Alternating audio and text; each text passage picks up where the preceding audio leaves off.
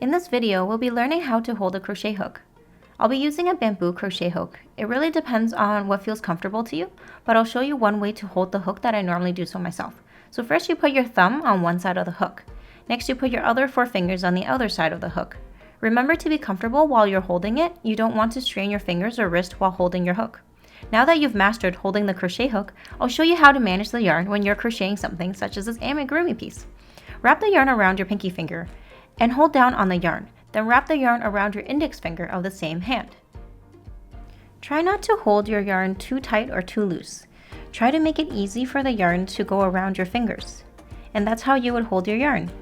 Once again, for holding the crochet hook, you would put your thumb on one side of the hook and your other 4 fingers on the other side of the hook.